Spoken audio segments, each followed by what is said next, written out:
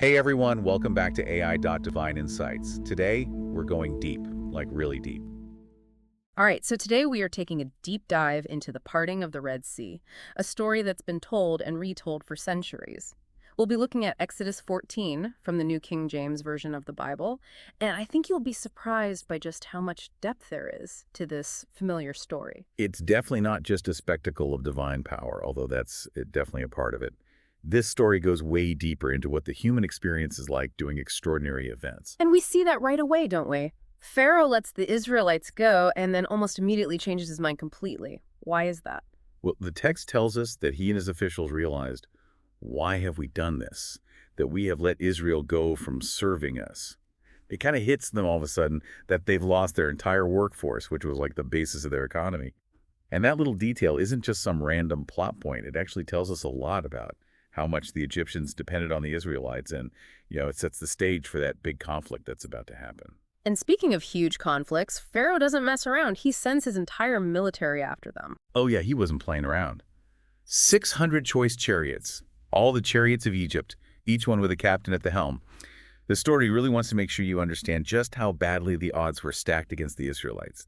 It's like this massive David and Goliath situation. Which makes the Israelites' reaction totally understandable. You'd think after all the plagues and getting out of Egypt, their faith would be like rock solid. But then when that army shows up. Well, fear just takes over. They start yelling at Moses, because there were no graves in Egypt, have you taken us away to die in the wilderness? It's raw. It's a totally human response to a situation that feels completely hopeless, and they are terrified. They start questioning everything, and they even wish they had stayed in Egypt. It's so relatable. I think we've all been in situations where fear makes us question everything, even when we know deep down there's a better way forward. But even with all the Israelites panicking, Moses doesn't flinch. His response is amazing. He says, do not be afraid. Stand still and see the salvation of the Lord, which he will accomplish for you today. And it's not even telling them to do anything. It's telling them to be still, to just trust in a power that's beyond human understanding. That line, it gives me chills every time. There's something so profound about just standing still and having that trust that something bigger than us is working things out. And that's where we start to see these deeper layers to the story. It's not just about them physically getting out of Egypt. It's about this inner journey that they're going through from being afraid to having faith. And it brings up some pretty complex questions about free will, about God stepping in, and about the part we play in the bigger scheme of things. Especially when you think about how many times it says that God hardened Pharaoh's heart. It really makes you think. Was Pharaoh really making his own choices, or was he being pushed to do things a certain way for a divine reason? Now, that's a question that's been stumping theologians and philosophers for centuries. Some people see it as an example of God's total control, like he's in charge of everything, even the most powerful human rulers. But other people think it's more about what happens when you keep rejecting what God wants. So Pharaoh being so stubborn, him refusing to see all the signs and warnings, is that what leads to his own destruction? That's one way to look at it, and it connects to this recurring theme that we see throughout history. It's like a warning about the dangers of arrogance and this need to realize that there are forces out there that are bigger than us. But then you have to wonder, if God is setting everything up, what does that mean for free will? You know what? That's a deep dive for another time. But while we're thinking about all of that, the Israelites are about to see one of the most spectacular miracles ever. The parting of the Red Sea. People usually think of it as this sudden thing that happens all at once, but the text actually describes it more gradually, like there's this strong east wind that blows all night, pushing back the water. And that detail just makes it even more realistic, more amazing. It's like the story wants you to imagine you're right there on the shore, feeling the wind, and just watching in disbelief as the sea slowly splits in half. And then this dry land appears right in front of them, and the Israelites, they take this leap of faith and start walking right through the middle of the sea. And it's not just the Israelites that are watching all of this. The Egyptians, with their hardened hearts, they decide to go after them. Right into this miracle that's happening. It just shows you how arrogant they were and how much they refused to believe that there was something more powerful than them. It's like they are blinded by this desire to have control, to get their slaves back, that they can't even see what's happening around them. They're marching straight into a wall of water, thinking that somehow they can beat the forces of nature. That's such a strong image, isn't it? It shows how dangerous it is to hold on to power and control, even when everything is telling you to do something different. But before we jump into what happens to the Egyptians, let's talk about what the Israelites are going through. They've seen all these incredible things. They've been so afraid, had so many doubts, and now they're walking through the middle of the sea. What do you think they're thinking at that moment? It has to be this huge turning point for them. They're leaving everything they've ever known, walking straight into the unknown, and I bet they felt this mix of terror and hope. Imagine going through something like that, the awe and wonder, but also not knowing what's going to happen next. And how vulnerable they must felt. They're completely exposed, walking between walls of water, knowing that the Egyptians are right behind them. It's this powerful image of trust and surrender. How strong faith can change everything. It really is.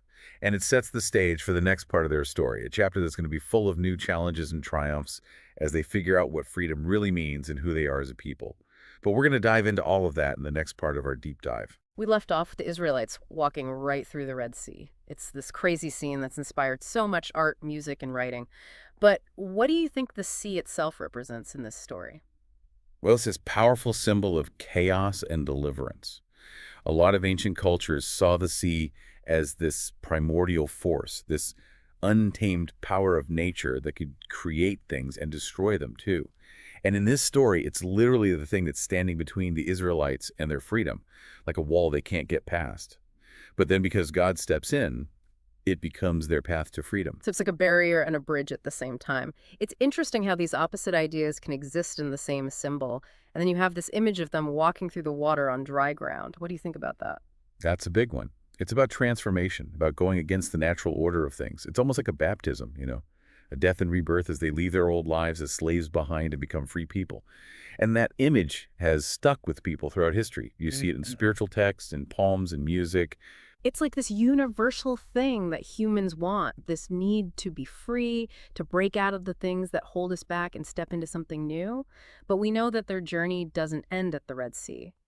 The hard part, building a new life, is just beginning. Oh, absolutely. The Red Sea was huge, but it was only the first step in this really long and complicated journey.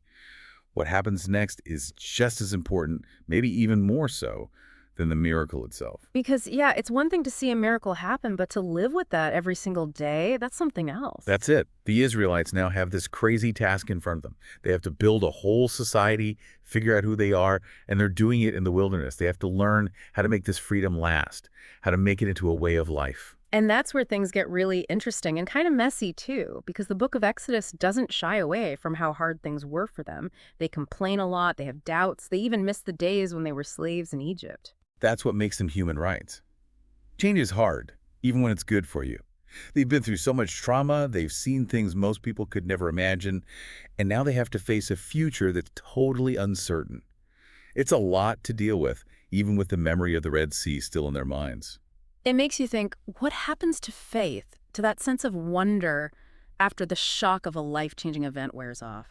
How do we hold on to that awe and possibility when we're dealing with everyday problems and setbacks? It's something we all go through, isn't it? It doesn't matter if it's our own Red Sea moment, a big change in our lives, or just the everyday grind. It's easy to forget about the bigger picture, the things that are happening that we can't see. So how did the Israelites do it? How did they actually build a life, a whole society out of what they had? It definitely wasn't easy, and it wasn't like they just went from point A to point B. There were arguments, threats from other people, and their own fears and doubts. But through it all, they always had the Red Sea crossing. It was like this physical reminder of God's power and how he saved them. So they didn't just remember it, they used it to keep going, to remind themselves that even when things seemed impossible, there was something bigger than them that they could count on. That's right. It wasn't about looking back with rose-colored glasses. It was about using that memory to fuel their journey forward, to remind them that even when things seemed hopeless, they weren't alone. It's a really powerful message for us today. When we hit those tough times, those moments when we're filled with doubt, we can look to the stories of people who have come before us, who have faced things that seemed impossible and come out stronger on the other side. Oh, definitely. But the Exodus doesn't just make us feel better. It challenges us to really think about what freedom is, about the hard work it takes to make a fair and just society, and about the fight to live by our values, even when it's difficult. Because being free isn't just about escaping bad things, it's about creating something new and better. And that takes a whole different kind of courage, a different kind of faith. It's brave to face the unknown, to embrace the messiness and uncertainty that comes with building something from nothing.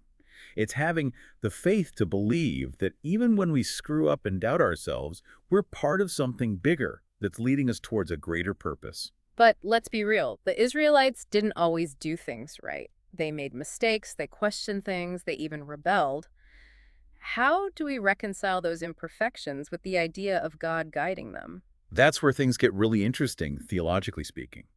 The text doesn't try to hide the Israelites' flaws and mistakes. It makes the story more human, something we can connect with more easily. Because it reminds us that faith isn't about being perfect. It's about trying, learning from our mistakes, and growing as people. Exactly. It's realizing that even when we mess up and doubt, we're still part of this bigger story, this giant narrative that's unfolding in ways we can't fully understand. But while we're talking about messing up, we can't forget about the Egyptians.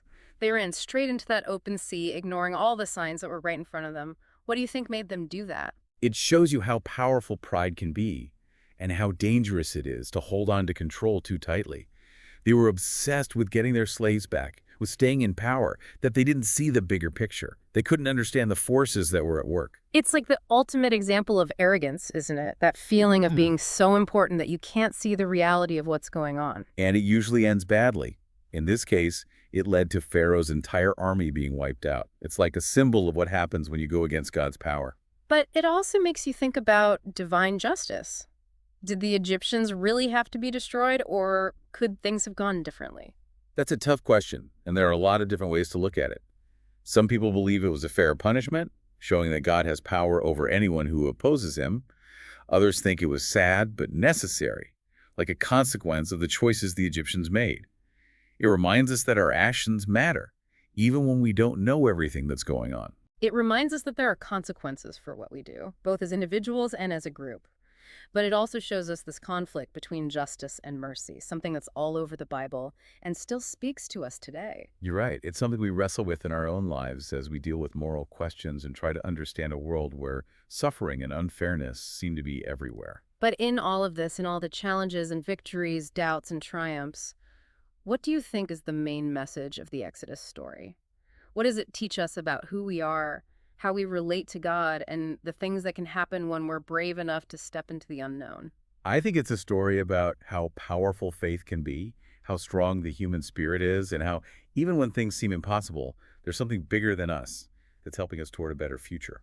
It's a story that's both ancient and timeless, a story that still means something to us today.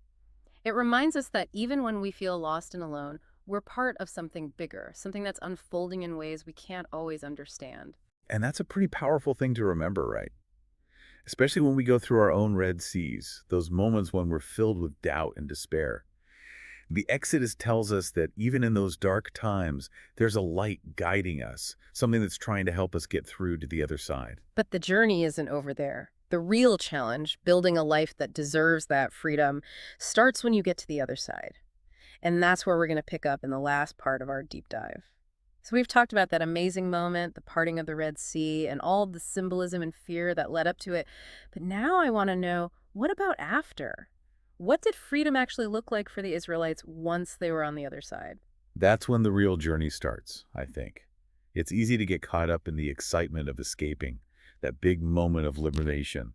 But building a whole new life, a new society, that's where the hard work really begins. Yeah, it's like the honeymoon phase is over. All that excitement of getting out fades away, and then they have to deal with the reality of making something new, something that lasts, and they're doing it from scratch. Exactly. And the book of Exodus doesn't try to make it seem easy. It shows the Israelites struggling, complaining, even wondering if leaving Egypt was a good idea in the first place. I mean, they saw miracles, but they're still human. Hmm. And humans, well, we're complicated. It makes you think about how we handle big changes in our own lives, like getting your dream job or finally ending a bad relationship. You get that rush of happiness, but then you have to do the work of actually building a new life. That's a good comparison. The Israelites had to figure out how to stay alive in the wilderness, but also how to govern themselves, make laws, create a sense of community. And all of this was based on this shared experience they had and this faith they shared. So being free isn't just about what you're free from, it's about what you do with that freedom. But how do you even start figuring that out? They went from generations of slavery to, oh, well, what It was exactly? completely new territory for them. They had the agreement with God, the Ten Commandments to guide them, but turning that into a functioning society, that's a whole different challenge. You mentioned earlier how important it is to remember. How does that fit into this part of their journey? Remembering the Red Sea crossing became super important, not just as some story they told, but as a way to understand who they were now.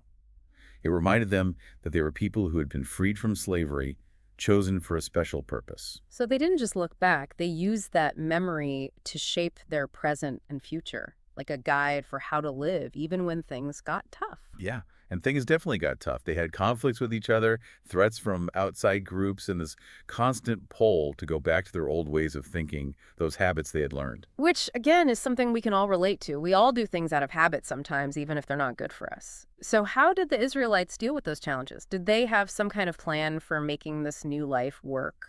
In a way, they did. The Ten Commandments, all those rules and teachings that Moses gave them, acted like a blueprint for their society. But even with God's help, it wasn't a walk in the park. They messed up, they questioned things, they even rebelled. It makes the story more real, It shows that even when you have good intentions, even when God is involved, building something that matters is never easy. And that might be the most important lesson from this part of the Exodus. Freedom isn't a finish line, it's a journey.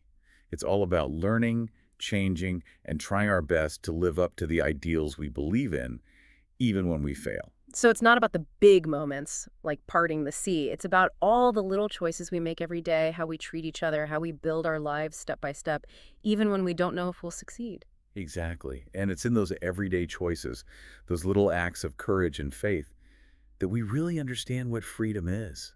And we see the power of believing in something bigger than ourselves. That's a really great way to wrap up this deep dive. It's not just a story about escaping, it's a guide for how to live with purpose, even when we're not sure what's ahead. And for everyone listening, maybe this makes you think about your own life. What Red Seas have you crossed?